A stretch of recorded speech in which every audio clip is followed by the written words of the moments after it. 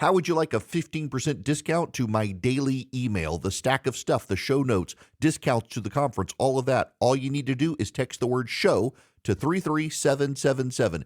You'll get the annual subscription with a 15% discount to my daily email. You'll get the stack of stuff, the links to the show notes, discounts to the conference, and so much more. All you have to do is text the word show, SHOW, to 33777. Text show to 33777.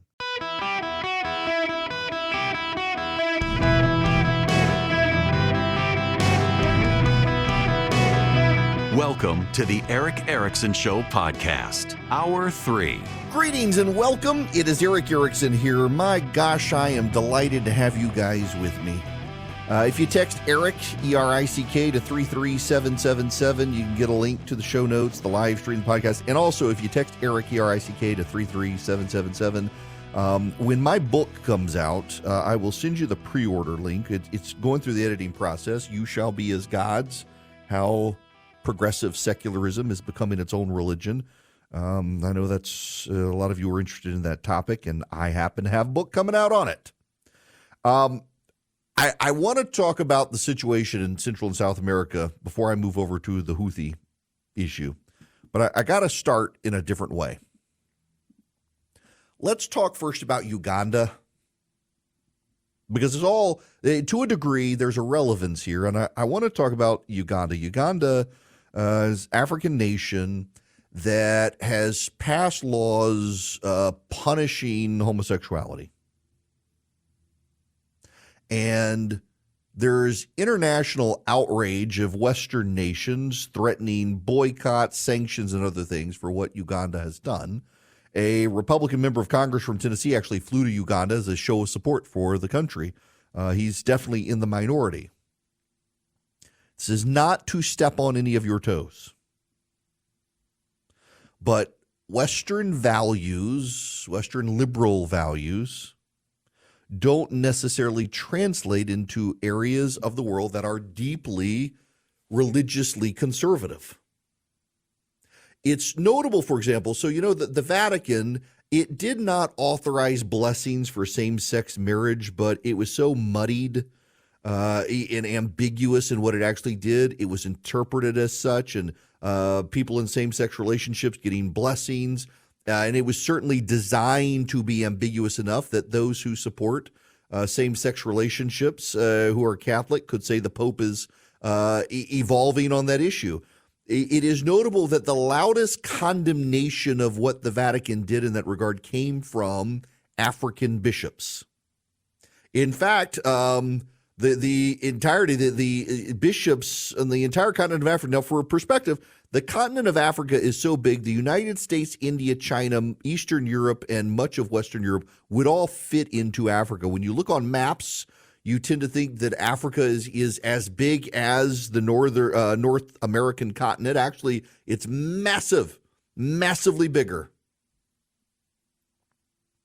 And the entirety of the bishops in Africa came out and condemned what had happened at the Vatican. And white liberal Westerners are upset about that.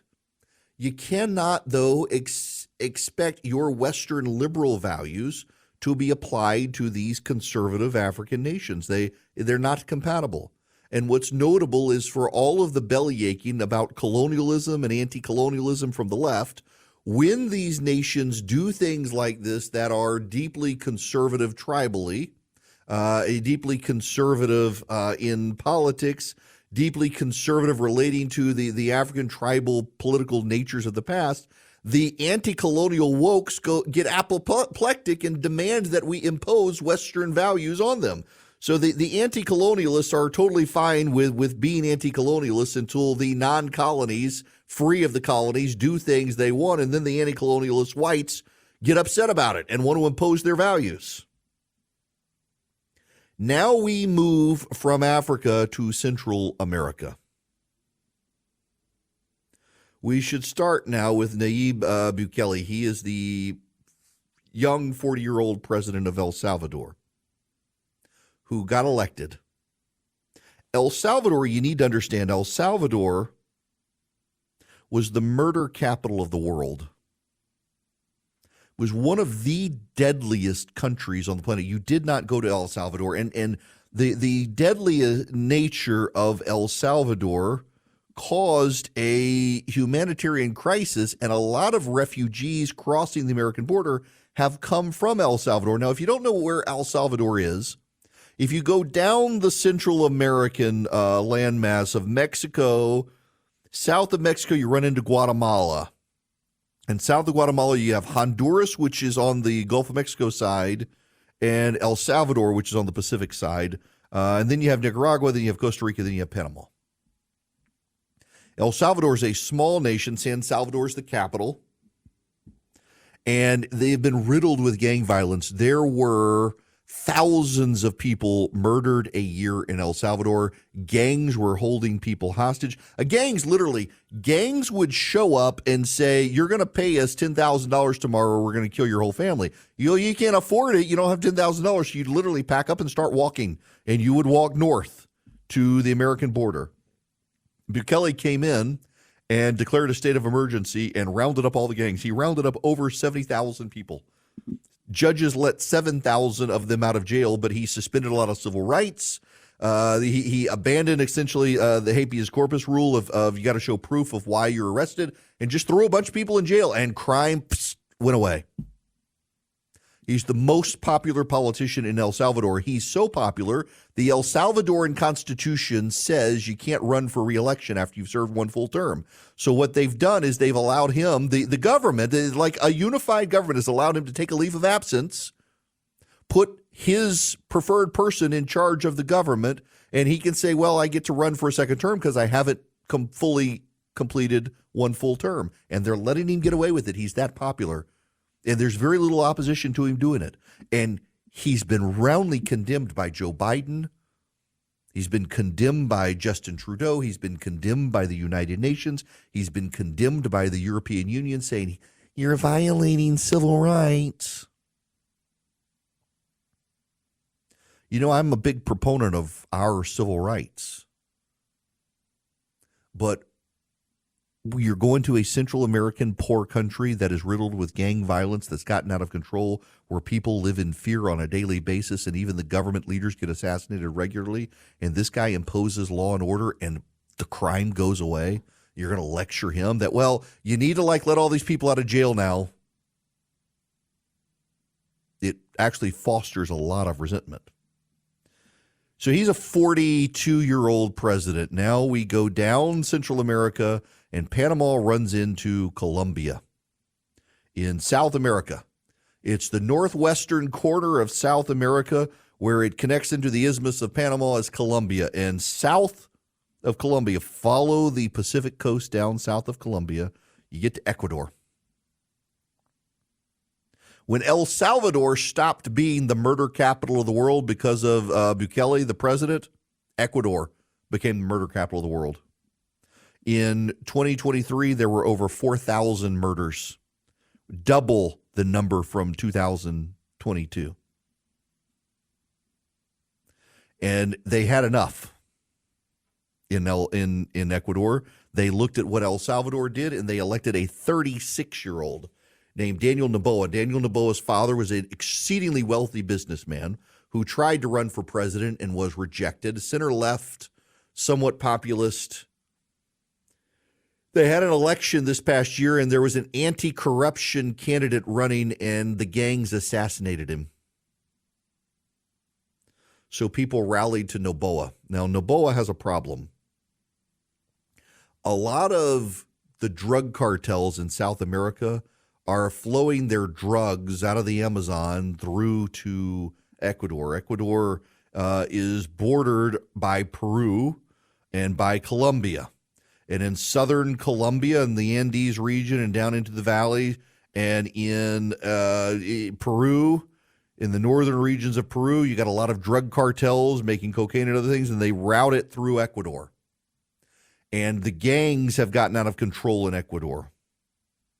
There's a major gang leader in Ecuador who has been in prison, and he has disappeared. Adolfo Macias, the leader of the Los Llaneros criminal gang. He's in prison for a 34-year sentence. He's gone. They think he's escaped. And now there's a massive gang war in Ecuador. All hell's broken loose. And the reason is because Noboa, the president, is doing what Bukele did, and all the gangs have seen how effective it was with Bukele. They're fighting back hard. So what Noboa wants to do is he wants to build supermax prisons. The prisons in Ecuador are not great. They're underfunded. They're not in good shape. They're pretty easy to escape from. And the drug cartels have taken over the prisons. If you're a prison guard, you're very likely to be murdered in Ecuador, so no one wants to be a prison guard. They've got to build new, better prisons.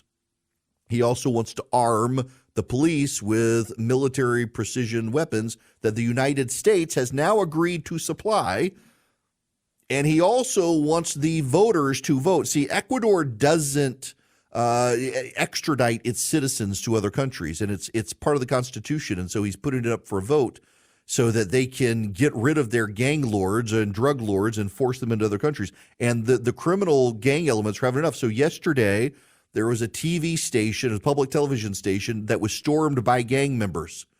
They came in with guns and machetes, and they held everybody hostage. They've all now been arrested. Now, what's so notable here is that, again, like Bukele in El Salvador, in Ecuador, Noboa is essentially suspending and curtailing a lot of civil rights that you and I would say are bad things we shouldn't do. But he's out of options. He doesn't know how else to operate to quickly contain the situation. Essentially, Ecuador is in a civil war situation where it's drug lords, cartels, and gang members fighting the military and the police. He's trying to get clamped down. You fix the situation, you resolve the situation, then you can say, okay, consider Abraham Lincoln in the Civil War. Abraham Lincoln suspended the writ of habeas corpus. The Constitution says only Congress can do this. The Supreme Court told Abraham Lincoln, you're not the one allowed to suspend habeas corpus. And Lincoln says, okay, come enforce it yourselves. He was desperate in the Civil War. He did things he shouldn't have done, constitutionally shouldn't have been able to do. He acted in many ways like a dictator to preserve the Union. And now all these people who lionize Abraham Lincoln, Western elites, are looking at Noboa and Bukele saying, y'all can't do this. This violates the Western world order. They're doing it. And it's saving lives. It's keeping people safe. And here's the problem for the United States. You know one of the biggest trading partners in Ecuador? China. If the United States isn't willing to step in and help, China will. And if China begins making loans to Ecuador, you know what China's going to do? They're going to make contingent on repayment of the loans, giving them land for military operations. So Joe Biden can either hold his head high and say we refuse to help these countries that are doing things that we don't like when it comes to the rights of the people, and let China get a foothold in South America militarily, or Joe Biden can suck it up and help Ecuador, because Ecuador has come to us first for military and police assistance. Ecuador has come to us first, not China. So Joe Biden's going to have to decide, does he want to give China a foothold in South America militarily, or does he want to suck up his pride and say, you know what, we're going to help these guys fight the gangs? And here's the irony here. If Joe Biden is willing to help, he could also reduce the flow of people coming across the southern border. But Biden idolizes Jimmy Carter, the craziest thing. Of all the presidents to idolize, why one of the worst? But Biden does. And he loved that Jimmy Carter tied American foreign policy to human rights. And he could be opening a door to China by doing that. It's the most demented thing. But when the guy's got dementia, what do you expect? Noboa in Ecuador needs our support. And members of Congress on a bipartisan coalition want to actually help him. He is trying to shut down these gangs that are running rampant in Ecuador, and hopefully we can help him. It's a big deal. The South American and Central American countries, what's notable is they've gotten so fed up with the political establishments that allowed this to fester, they're electing 30 and 40-year-olds who've had enough, who are angry about it and are willing to just round up everybody and throw them in jail.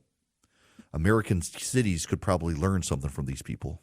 Welcome. It is Eric Erickson here. The phone number is 877-973-7425. I got to play you this exchange between Peter Doocy And John Kirby at the White House press briefing yesterday. Just listen to this. If the administration is going to go to such great lengths to keep secrets about the defense secretary's health, how can anybody be certain that the administration would not go to the same lengths to keep secret problems with President Biden's health in the future?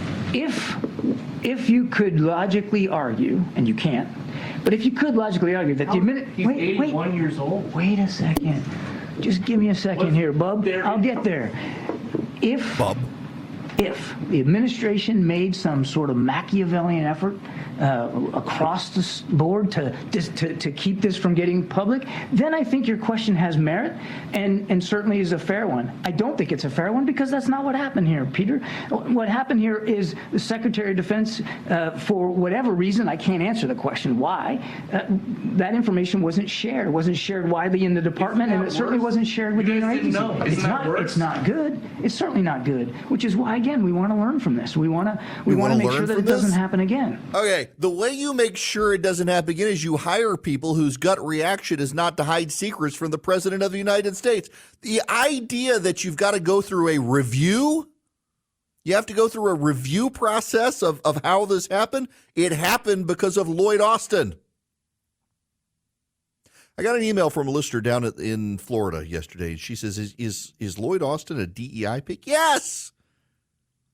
Yes, Lloyd Austin is absolutely a DEI pick. Joe Biden bragged about wanting to have the most diverse cabinet in America, so he wanted to hire the first black Secretary of Defense. So he picked Lloyd Austin. The whole reason Lloyd Austin is Secretary of Defense is because he's a black man.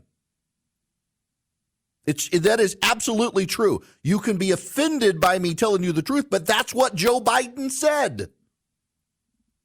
So he picked a guy based on the color of his skin to be the Secretary of Defense and didn't bother to assess whether the guy's gut calls would be right, and Lloyd Austin's gut calls appear to never be right. And now consider the situation in the Middle East where we are releasing press releases begging the Houthi to cut it out. And it's going to provoke a regional war. The situation is destabilizing. The situation is not good. The situation is getting worse. And we may be on the verge of an all-out war in the Middle East. It's why Anthony Blinken is in the Middle East doing shuttle diplomacy there, trying to get everyone to settle down. Because Iran is pushing all the right buttons to provoke everyone to more military action. And, you know, the most asinine part is that had we issued a forceful response to the Houthi to begin with, they would have backed down. But instead, we're just sending them press releases. Next, we're going to send them hashtags, I'm sure. Surely the dreaded hashtag will stop the Houthi when the joint press statement does not. They say we're being led by adults. We're being led by clowns. Unserious people who've never worked in the private sector and do not understand that there are bad people on the planet. The only people Joe Biden seems to think are bad on the planet are Trump supporters. He can't even recognize the fact that the Houthi need to be bombed out of existence in order to stabilize the region. Welcome. It is Eric Erickson. The phone number is 877-973-7425. Should you wish to be on the program, very delighted to have you. I want to go back to the audio from New York Congresswoman, what's her name, Yvette Clarke. I want you to listen to this again. I played it earlier. This is Yvette Clarke. She's talking, I'm not sure what interview she's in, but she kind of gives away the game on how a lot of Democrats view this wave of illegal immigrants coming across the border. It has nothing to do with new votes for the Democrats. I know a lot of Republicans, it's kind of like the Michelle Obama's going to run. It's the Democrats want this new wave of voters, the great replacement theory and all that. Listen to what she says here, because she has a point. She says out loud what a lot of them think privately. from Brooklyn, New York, we have a diaspora that can absorb a significant number of these migrants. And when I hear colleagues talk about, the doors of the inn being closed, no room in the inn, I'm saying, I need more people in my district, but just for redistricting purposes. And those members could clearly fit here. You got that?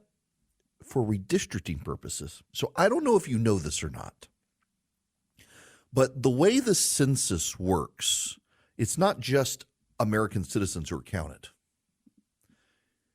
When the census workers go out into America, they're under order to count the population, because under the Constitution, it doesn't say citizens. Let me pull up Article 1 of the Constitution so you can get a sense of this, because people don't seem to understand this little nugget of truth. Representatives, let's see, Article 1, representatives and direct taxes shall be apportioned among the several states which may be included within this union according to their respective number, which shall be determined by adding to the whole number of free persons, including those boundaries to service for terms, excluding Indians not taxed, 3/5 of all other persons. That obviously that was the reference to slaves. The actual enumeration shall be made within 3 years after the first meeting of Congress, and within every subsequent term of 10 years in such manner as by law shall be directed. The number of representatives shall not exceed 1 for every 30,000, but each state shall have at least 1 representative, and until such enumeration shall be made, the state of New Hampshire shall be entitled to choose blah, blah, blah, blah, blah, blah, blah. But again,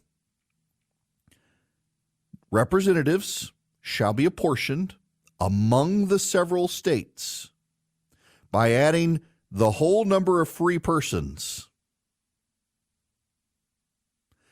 Doesn't say citizens. It doesn't say citizens. So when they tabulate people for purpose of the census counts everybody. The only people the census doesn't count are tourists who are headed back to their country. Legal, illegal, resident aliens, non-resident aliens who are here illegally, citizens, everybody's counted. What Yvette Clarke is saying is she needs more people to bolster her district. New York, California, Illinois, people are leaving those states. They're starting to lose congressional districts. California, which has always increased in number, is starting to see exodus. So if California wants to maintain its clout in the United States House of Representatives, forget citizens. California needs illegal aliens to hang around and be counted in the census. You want New York to regrow its population? Well, all those illegal aliens who have moved to New York, they're taxing the system. The people don't want them. People are starting to rebel, but it helps the members of Congress. You want to know why Democratic members of Congress don't want this? It has nothing to do with great replacement. Well, I won't say nothing, but it's not so much about great replacement. It's not so much about a new base of voters for the Democratic Party. It's about the census. Democratic strongholds are losing, and while the census impacts people, think about this. How is the Electoral College formed? The total numbers of members of the House plus your 2 senators. So if your state has 14 members of Congress, your Electoral College is 16, because you have 2 senators plus 14 members of Congress. That equals 16 members of the Electoral College. These Democratic parts of the nation, they're beginning to lose people. As a result, their clout in the Electoral College is beginning to shrink. So by bringing in a pile of illegal immigrants, they're not going to be able to vote. They're not going to become citizens, but they're going to grow your numbers for the census, which will grow your number of congressional districts, which will grow your numbers in the Electoral College. Yvette Clarke, Congresswoman from New York, has given away the game on this. People don't pay attention to this issue. It has way more to do with the census than great replacement or a new base of voters for the Democratic Party has to do with the census, because under the Constitution of the United States of America, it is, just so you know, Article 1, Section 1, or Section 2, Clause 3. Article 1, Section 2, Clause 3, representatives shall be apportioned among the several states which may be included within this union, according to their respective number, which shall be determined by adding to the whole number of free people, excluding Indians not taxed. So if you have an Indian tribe that doesn't pay taxes, it doesn't get included in the census for a portion, but if they do pay taxes, they do get included. Illegal immigrants, they buy something from the grocery store, they pay sales tax, so they're included. So the Democrats grow their numbers for the Electoral College. Rarely do you see a Democratic member of Congress speak so frankly, but here she is saying this again, just one more time so you hear. This is Yvette Clarke, New York Congresswoman from the Brooklyn area. I'm from Brooklyn, New York. We have a diaspora that can absorb a significant number of these migrants. And when I hear colleagues talk about, the doors of the inn being closed, no room in the inn, I'm saying, I need more people in my district, but just for redistricting purposes. I need more people in my district just for redistricting purposes. There you go. Gives away the game. Now, the problem here, of course, is that the backlash is coming from the American people.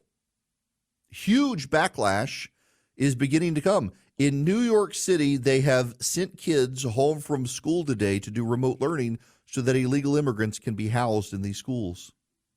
In Chicago, they're overrunning O'Hare International Airport and parts of the city because some of them have bust there. And by the way, the majority of the people, they're blaming Ron DeSantis and they're blaming Greg Abbott. I had some idiot complain earlier, emailing me, I don't know why Ron DeSantis is complaining he's the one busted. They're actually, the majority of the people coming to New York and Chicago and stuff, they're actually being sent by immigration. They're not being bussed by Greg Abbott and Ron DeSantis. It's immigration is sending them out. They're so overwhelmed in Texas and Arizona now, they're sending them elsewhere. And so they're winding up in New York and Chicago. And it's not Abbott. They're blaming the Republicans, but it's not them.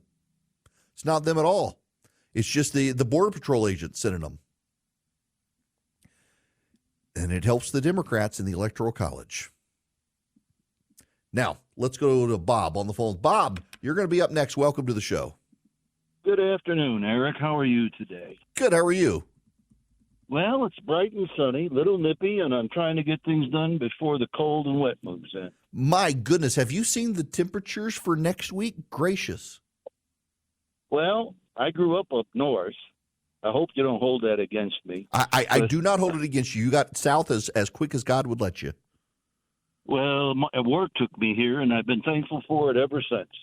Good. Holy cow. I'm coming up on a whole bunch of police cars in front of the state. I got to put the phone down on my lap. Well, this is a first. We've got Bob admitting he's breaking the law while driving down the road while the police are coming by. Well, you know what it is? They must have had a police chase because there's at least 4 or 5 damaged county and city police cars there. Wow. Well, all right, Bob, while you're breaking the law, we better get to the point here. okay. Well, I also got some cigars for you. I told Mr. Snerdley, your assistant, about that, and Excellent. I owe you an email, so I got to figure out how to get them to you. We can make that happen. I can't remember the name of them. I got them from the president of the company. That's a long story. All right, Bob. All right, though. We got to get to your point. Yes.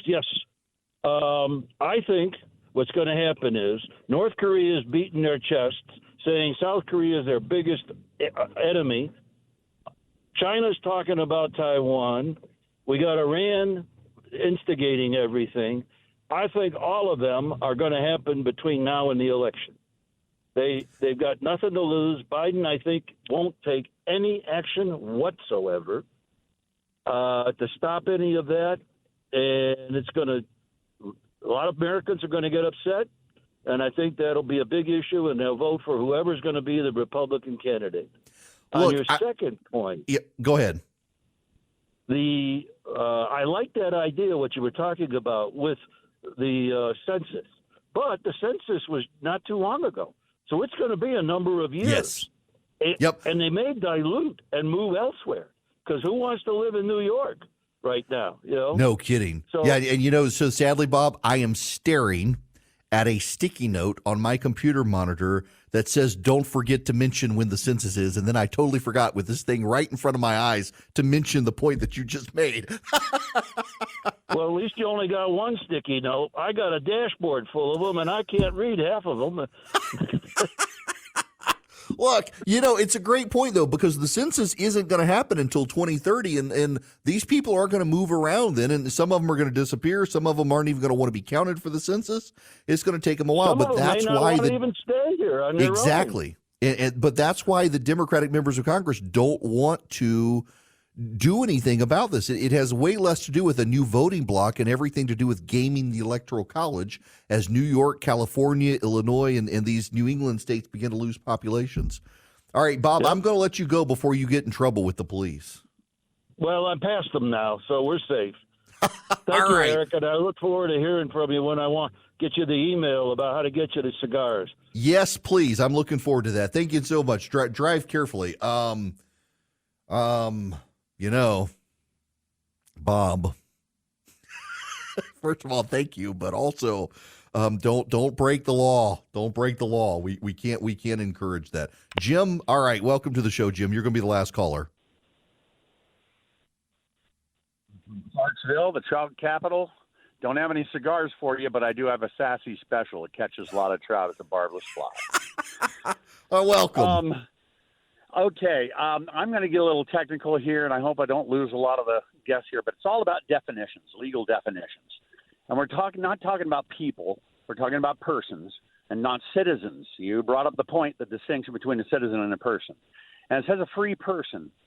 I'm having trouble in Blacksforth finding the definition of free persons, but I do have the definition that says that basically a person, including a juristic person, artificial persons, are, if they're not for commerce, I imagine that they're free, but basically it includes corporations, trusts, LLCs, fraternal associations, and a myriad of different type of artificial entities.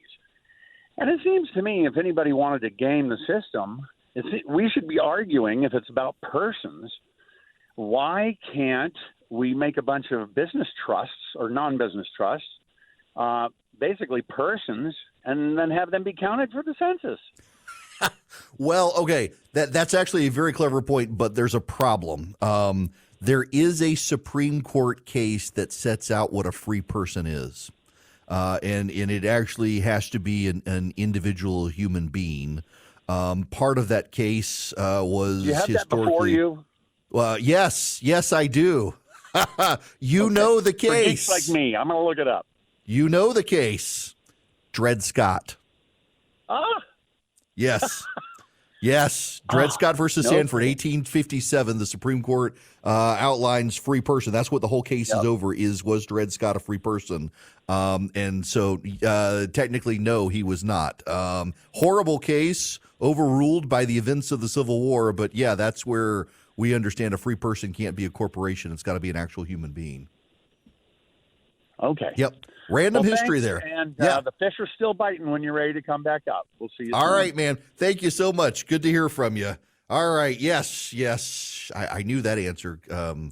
You got to study Dred Scott and con law when you're in law school. All right. Now, we got to step out, take a quick time out before I go. Hi, welcome. It's Eric Erickson here. My goodness gracious, we have covered a whole lot of ground today. Just gobs and gobs of stuff. Tonight, there will be a town hall with Donald Trump on Fox News and a debate between Nikki Haley and Ron DeSantis on CNN at the same time. What's notable here, I personally think, is kind of a tacit signal from Fox that they know Trump's probably going to be the nominee, and now after 2 years of ignoring him and hoping he would go away, they're putting him back on stage in the limelight with Bret Baier. And meanwhile, we'll see the ratings for DeSantis and Haley. If they were smart, they would avoid drawing the sharp contrast with each other and instead try to draw the sharp contrast with Trump. But I don't think they can do that. I think they're going to go after each other. And I don't know, honestly, like, I'm curious to see the two of them. Like, I volunteered to get the two of them behind the microphone and have a conversation, much like I do at the gathering. But they didn't take me up on it, or anyone else for that matter who made a similar offer. Now they're doing this debate, and if they're just going to yell at each other all night?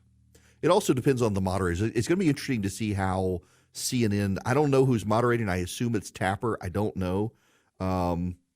It's going to be interesting to see the two of them on stage together and how they connect to an audience when you don't have Vivek there to kind of grandstand. You don't have Chris Christie there to go after the two of them. How do they do it? And does it even matter? And I'm not so sure that it matters. I mean, if the polling is right, and this is the funny thing is everybody says, don't believe the polling, don't believe the polling. If the polling is right, Donald Trump's going to trounce them in Iowa, except, again, this is the issue here for the DeSantis team. They have a huge ground game operation to get people to the polls, and the blizzard is coming. Have y'all seen the weather forecast?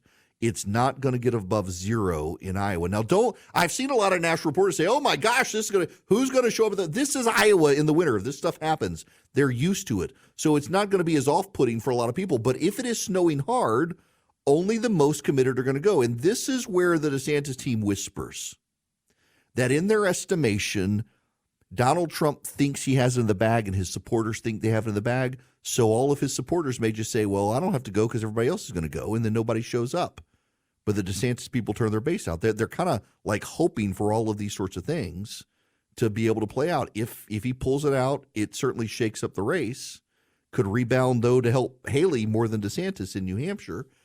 I don't know. I have a lot I want to say on the state, frankly, of the DeSantis campaign, and I've kept my mouth shut out of respect for a lot of friends.